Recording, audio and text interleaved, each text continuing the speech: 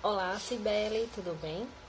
O nosso grupo é composto por Albert Farias, Daiane de Souza, Jaqueline Costa, Keila Arielle, Maria da Conceição e Mirelle Ferreira.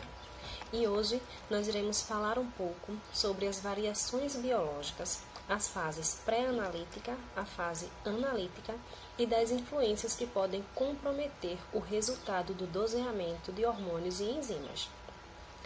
Uma das principais finalidades dos testes laboratoriais é auxiliar o raciocínio médico através da obtenção da história clínica de cada paciente e dos resultados de exames físicos.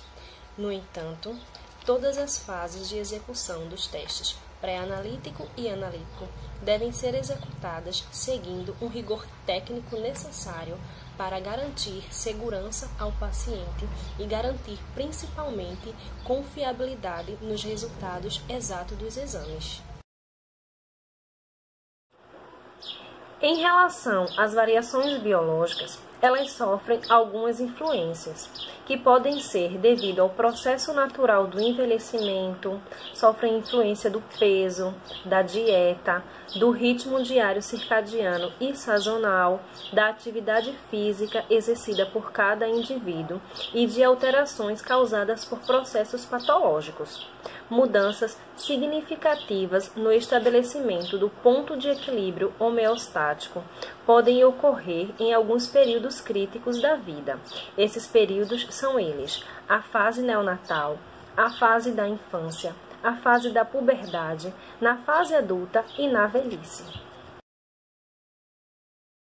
Fase pré-analítica é a fase que está dentro das atividades do laboratório clínico, que vai desde a requisição dos exames até a disponibilidade das amostras do paciente para a fase analítica.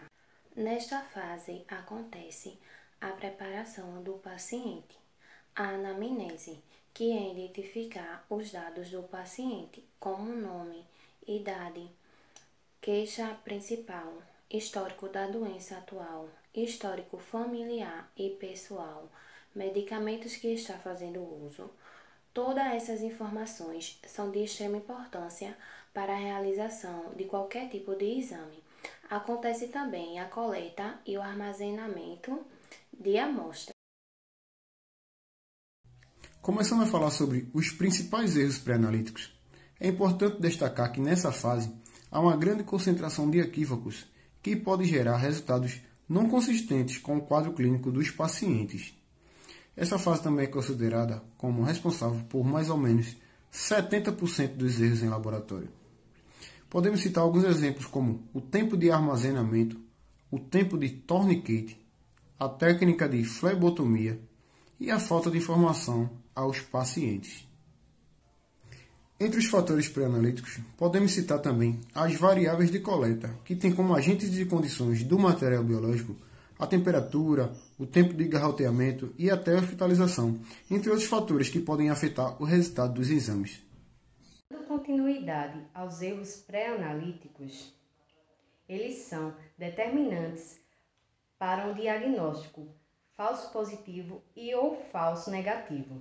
Na literatura é fundamentado que esses erros ocorrem por omissão dos pacientes ou dos profissionais de saúde, além de haver uma falta de conhecimento. Eu vou citar alguns exemplos, como a incorreta relação sangue-anticoagulante, que seria uma incorreta quantidade de anticoagulante que causará a diluição das amostras e alterações das características das células. Um exemplo é o excesso de EDTA, que é um preservador morfológico das características das células com colorações vermelhas e brancas. Ele causa o encolhimento dos eritrócitos. Outro exemplo seriam os tubos inadequados, ou seja, cada tipo de amostra de sangue deve ter um tubo específico. Prosseguindo, temos as amostras contaminadas. Um exemplo bem comum do dia a dia são as coletas de urina feitas sem uma higiene adequada da área urogenital. Os medicamentos, eles devem ser protocolados para evitar erros nas interpretações de valores feitas pelos médicos. As variações interlaboratoriais, elas variam de local para local e depende de um bom PGQ, que é um programa de garantia de qualidade. Ele deve ser constantemente avaliado. Eu vou falar sobre a fase analítica e os parâmetros analisados, que são precisão, exatidão, especificidade e sensibilidade. Na fase analítica, essa etapa é a mais automatizada. E para evitar que aconteça alguns erros que possam comprometer a análise de doseamento de hormônios e enzimas, existem diversos parâmetros avaliativos, que são esses, que eu citei, o de precisão, exatidão, especificidade e sensibilidade. Ao avaliar esses índices, é preciso estar atento à calibragem e à conservação dos reagentes e ao uso dos cálculos matemáticos como o gráfico de controle Levy-James, que analisa a imprecisão de determinados analíticos. Os erros podem ser minimizados adquirindo um programa PNCQ, onde vai haver um controle interno de qualidade, certo? Esse programa nacional, eles promovem ensaios de habilitação e também produz amostras controles para laboratórios clínicos, bancos de sangue, organização in vitro, sem contar com a alimentação, que eles dão a opção de empresas aprimorarem a sua qualidade. Sem esquecer que eles disponibilizam um grupo de assessores científicos, certo? Que tem conhecimento em várias áreas de laboratórios. Tem seus benefícios.